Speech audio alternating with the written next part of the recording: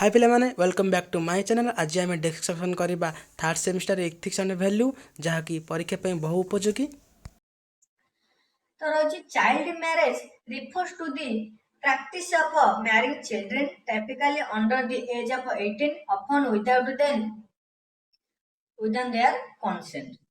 କହିଲେ ବାଲ୍ୟ ବିବାହ ସାଧାରଣତଃ 18 ବର୍ଷରୁ କମ ପିଲାମାନଙ୍କୁ ବିବାହ କରିବାର ଅଭ୍ୟାସକୁ ବୁଝାଏ। ତ ପ୍ରାୟତଃ ସେମାନଙ୍କ ବିନା ଅନୁମତିରେ କହିଲା ଯୋଉ ଆମର 18 ବର୍ଷରୁ କମ ପିଲାମାନେ ରହିଲେ ସେମାନଙ୍କର ବିନା ଅନୁମତିରେ ତାଙ୍କର ବିନା ପରମିଶନରେ ତାଙ୍କୁ ବିନା ଅନୁମତିରେ ବା ତାଙ୍କର ଇଚ୍ଛା ନାହିଁ ଆମେ ତାଙ୍କୁ ବାଧ୍ୟ କରିକି ବିବାହ କରିବାକୁ ତାକୁ ଆମର କୁହାଯାଏ ବାଲ୍ୟ ବିବାହ। ତ 18 ବର୍ଷରୁ ଯୋଉମାନେ ତଳକୁ ରହିଲେ ତାଙ୍କର ବିନା ଅନୁମତିରେ ବିନା ପରମିଶନ ବା ବିନା ଇଚ୍ଛାରେ ବାଧ୍ୟତାମୂଳକରେ ତାଙ୍କୁ ବିବାହ କରିବାକୁ ଆମର ବାଲ୍ୟ ବିବାହ କୁହାଯାଏ। 2 ମାର୍କରେ ଯଦି ପଡିଲା ଆପଣ ଡେଫିନେସନ ଲେଖିବେ। ତାପରେ ରହିଛି this harmful tradition remains a global issue particularly prevalent in many developing countries। କହିଲା ଏହି କ୍ଷତିକାରକ ପରମ୍ପରା ଏକ ବିଶ୍ୱସ୍ତରୀୟ ପ୍ରସଙ୍ଗ ହୋଇ ରହିଛି ବିଶେଷ କରି ଅନେକ ବିକାଶଶୀଳ ଦେଶରେ ଏହା ପ୍ରଚଳିତ। ଯୋଉ ଏଇ ବାଲ୍ୟ ବିବାହ ଏହା ହଉଛି ଏକ କ୍ଷତିକାରକ ପରମ୍ପରା।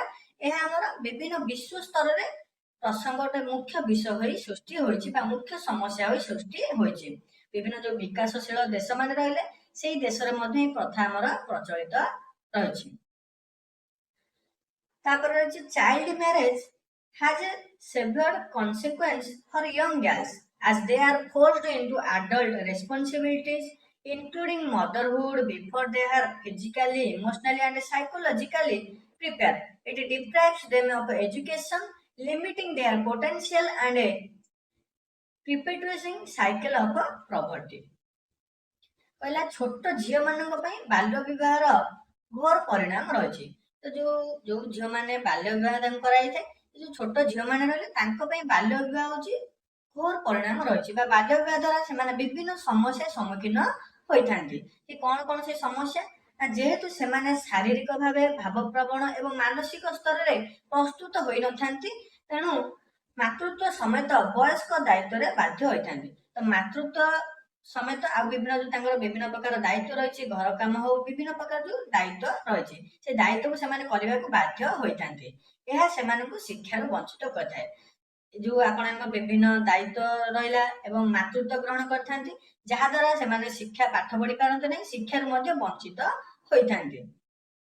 ସେମାନଙ୍କର ସାମର୍ଥ୍ୟକୁ ସୀମିତ କରେ ତାଙ୍କର ଯାହା ଯୋଉ ଏତିକି ଏଇ କାମ ପାଇଁ ତାଙ୍କର ଏତିକି କାପାସିଟି ରହିଛି।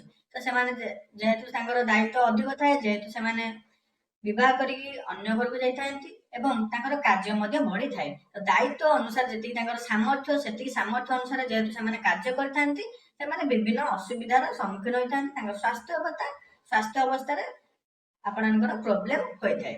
ତାପରେ ଦାରିଦ୍ର୍ୟ ଚକ୍ରକୁ ମଧ୍ୟ ଚିରସ୍ଥାୟୀ କରିଥାଏ କିଏ ନା ବାଲ୍ୟ ବିବାହ। ଦାରିଦ୍ର୍ୟ ଆମର ବୃଦ୍ଧି ହୋଇପାରେ ନାହିଁ ଆପଣଙ୍କର ଦାରିଦ୍ର୍ୟ ଯେତିକି ଥିବ ସେତିକି ଥିବ ଆପଣଙ୍କର ଦାରିଦ୍ର୍ୟ କ୍ଷେତ୍ରରେ ଅବନତି ଘଟିବ ନାହିଁ। ତାପରେ ନେକ୍ସଟ ରହିଛି child marriage also perpetuates gender inequality as it predominantly girls who are affected। It violates their human rights as they are often forced into marriages against their will। This practice can lead to physical and emotional abuse perpetuating a cycle of violence। ତ କହିଲା ବାଲ୍ୟ ବିବାହ ମଧ୍ୟ ଲିଙ୍ଗଗତ ଅସମାନତାକୁ ବୁଝାଏ। ତ gender inequality ଏଇଟା ଆମେ ଡିସ୍କସନ କରିଛେ ଏବଂ ଏଇଟା ମଧ୍ୟ ଆପଣଙ୍କର 2 ମାର୍କ 5 ପାଇଁ ଇମ୍ପୋର୍ଟାଣ୍ଟ ସିଲେକ୍ସନ କ୍ୱେଶ୍ଚିନ୍ ରହିବ। ଜେଣ୍ଡର ଇନଇକ୍ୱାଲିଟି ୟୁନିଟ୍ 1 ରେ ଆପଣଙ୍କର ସିଲେକ୍ସନ କ୍ୱେଶ୍ଚିନ୍ ରହିବ। ତ ଯୋଉ ବାଲ୍ୟ ବିବାହ କହିଲା ଏ ବାଲ୍ୟ ବିବାହ ମଧ୍ୟ ଆପଣଙ୍କର ଲିଙ୍ଗଗତ ଅସମାନତାକୁ ବୁଝାଇଥାଏ। କେମିତି ନା କାରଣ ଏଥିରେ ମୁଖ୍ୟତଃ ଝିଅ ମାନେ ପ୍ରଭାବିତ ହୁଅନ୍ତି।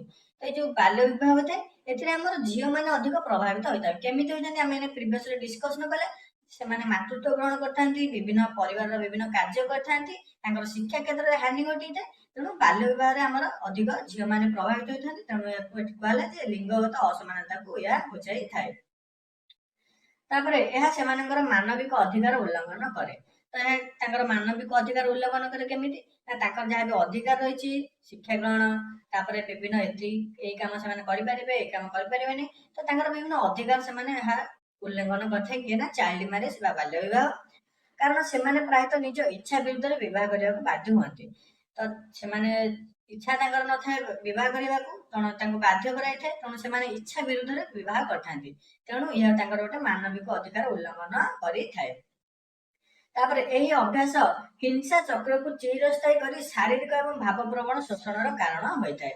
ତ ଯୋଉ ଆମର ଏଇ ଯୋଉ ବାଲ୍ୟ ବିବାହ କରିବା, ଏହା ଆପଣଙ୍କର କଣ କରିଥାଏ ନା ହିଂସା ଚକ୍ରକୁ ଚିରସ୍ଥାୟୀ କରି ହିଂସାକୁ ଆପଣଙ୍କର ସେମିତି ରଖିଥାଏ, ବଢାଇଥାଏ ଏବଂ ଶାରୀରିକ ଏବଂ ଭାବପ୍ରବଣ ଶୋଷଣର କାରଣ ହୋଇଥାଏ। ଶାରୀରିକ ହଉ ଭାବପ୍ରବଣ ହଉ ଏ ଶୋଷଣ ବିଭିନ୍ନ ପ୍ରକାର ଅତ୍ୟାଚାର ହୋଇଥାଏ ବାଲ୍ୟ ବିବାହ ଦ୍ଵାରା। ତାପରେ ଲାଷ୍ଟ ଆପଣଙ୍କର କନକ୍ଲୁଜନ।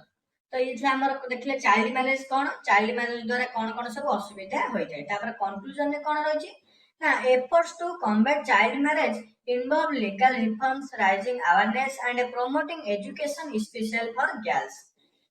तापर governments and NGOs work to enforce laws that establish a minimum age for marriage and provide support for at-risk children.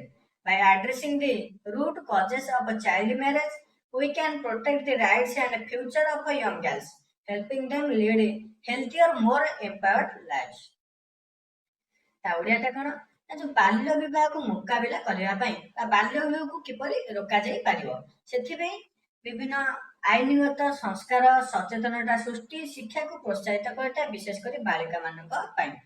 ତ ଯୋଉ ଆମର ଯୋଉ ବିଭିନ୍ନ ଆଇନଗତ ସଂସ୍କାର ରହିଲା, ତାପରେ ବିଭିନ୍ନ ଯୋଉ ସଚେତନତା ସୃଷ୍ଟି କରାଯାଏ ଏବଂ ଶିକ୍ଷାକୁ ମଧ୍ୟ ପ୍ରୋତ୍ସାହିତ କରାଯାଇଥାଏ, କେଉଁମାନେ ବି ବିଶେଷ କରି ବାଳିକା ମାନଙ୍କ ପାଇଁ। ତ କିପରି ବାଲ୍ୟ ବିବାହକୁ ରୋକାଯାଇ ପାରିବ। ତାପରେ ସରକାର ଏବଂ ଏନଜିଓ ଆଇନ ପ୍ରଣୟନ କରିବାକୁ କାର୍ଯ୍ୟ କରନ୍ତି। ଆମର ଯୋଉ ସରକାର ରହିଲେ, ଏନଜିଓ ଯୋଉ ରହିଲେ, ସେ ଏନଜିଓ ମାନେ କଣ କରିଥାନ୍ତି ବିଭିନ୍ନ ଆଇନ ପ୍ରଣୟନ କରିବାକୁ କାର୍ଯ୍ୟ କରନ୍ତି, ଯାହା ବିବାହ ସର୍ବନିମ୍ନ ବୟସ ସ୍ଥିର କରିଥାଏ।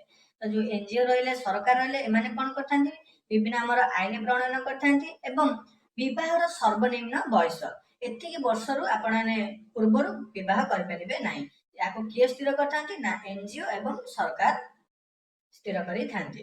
ତାପରେ ବିପଦପୂର୍ଣ୍ଣ ପିଲାମାନଙ୍କ ପାଇଁ ସହାୟତା ଯୋଗାଇଥାଏ। ଯୋଉ ପିଲାମାନେ ବିପଦପୂର୍ଣ୍ଣ ଅବସ୍ଥାରେ ଅଛନ୍ତି ତାଙ୍କ ପାଇଁ ମଧ୍ୟ ସହାୟତା କିଏ ଯୋଗାଇଥାନ୍ତି, ସରକାର ଏବଂ ଏନଜିଓ।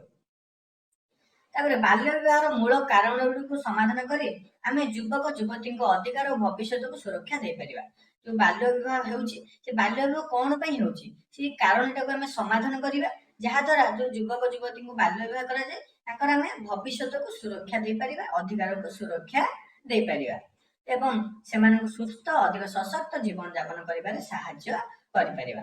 ତ କେମିତି ହେଇପାରିବ ନା ଆମର ଯୋଉ ବାଲ୍ୟ ବିବାହ ହେଉଛି, ସେ ବାଲ୍ୟ ବିବାହର କାରଣଟାକୁ ଆମେ ଯଦି ସମାଧାନ କରିପାରିବା, ଏ ସମସ୍ତ ଦ୍ୱନ୍ଦ୍ୱ ବା ଏ ସମସ୍ତ ସମସ୍ୟା ବା ଏ ସମସ୍ତ ସୁବିଧା ସେମାନେ ପାଇପାରିବେ। କୋଉମାନେ ଯୋଉମାନଙ୍କୁ ବାଲ୍ୟ ବିବାହ କରାଯାଇଥାଏ, ସେମାନଙ୍କର ଅଧିକାର ଏବଂ ଭବିଷ୍ୟତକୁ ସୁରକ୍ଷା କରାଯାଇପାରିବ, ତାଙ୍କୁ ଗୋଟେ ସୁସ୍ଥ ଜୀବନ ଯାପନ, ଅଧିକ ସଶକ୍ତ ଜୀବନ ଯାପନ ଦେବାରେ ଆମେ ସାହାଯ୍ୟ କରିପାରିବା।